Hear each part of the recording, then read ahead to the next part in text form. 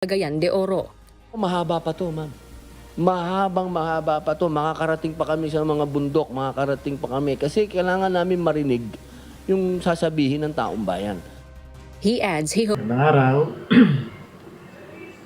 Aprobado na raw itong Constitutional Convention. Ito ay yung mga sama-samang mga opisyalis ng gobyerno na nakatalaga para baguhin ang ating Constitution. Then kapag nabago na yan, amend na, isasabit yan para sa plebiscite. Pagbubutuhan nating mga tao. Ngayon, ang reaksyon ko lang dito, ang ating parang humahawak ng Commission on ng CONCO na si Robin Padilla, Senator. Ito ay napakatinding usapin itong pagpapalit or pag-amend ng Constitution. So, sa akin tingin, aking opinion lang naman dyan, dapat ang nilagay dyan ay at least si Chis Escudero, isang batikang abogado, batikang senator. Isipin mo naman, hindi naman sa minamaliit natin si Robin Padilla, no? Pero yun ang nararapat, isang lawyer ang ilagay dyan, maraming man lawyer sa Senado.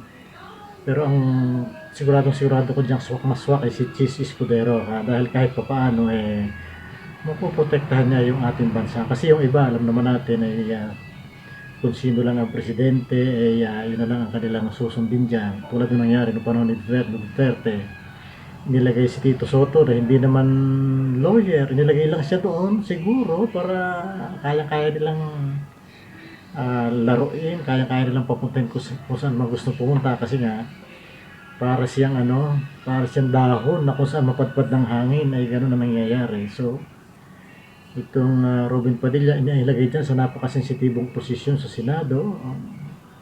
Hawak niya ang Commission ng Constitutional Convention ba? Parang gano'n ang dating, ano?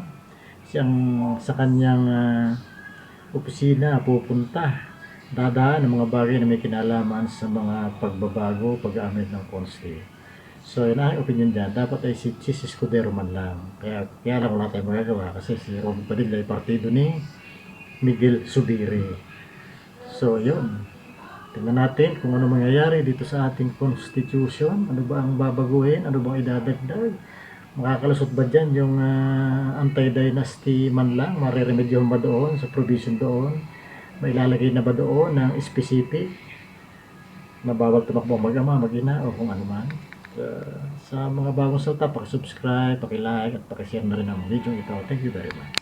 Iwasan po nating maging panatiko ng sinumang politiko, tao o grupo sapagkat isa po yan sa nagpapalubog ng ating bansa, sapagkat pag ikaw ay naging panatiko, ikaw ay magiging bulag. Madali lang kung gawin to para maiwasan. Ituring po natin na tayo mas matalino, mas magaling kaysa mga politikong yan, tao man o grupo ng mga sikat, etc. etc. At ituring po natin na isang napakalaking insulto sa ating pagkatao ang maging sunod-sunuran o bulag na panatiko ng sinumang tao, politiko o grupo. Okay lamang po na maging supporter, at dahil yan naman ay marunong bumitaw, okay lang po yan. Yan po ay marunong magising. Ang mahirap po ay maging panatiko, sapagkat pag tayo naging panatiko ay mahihirap tayong bumitaw kahit kabitaw-bitaw na.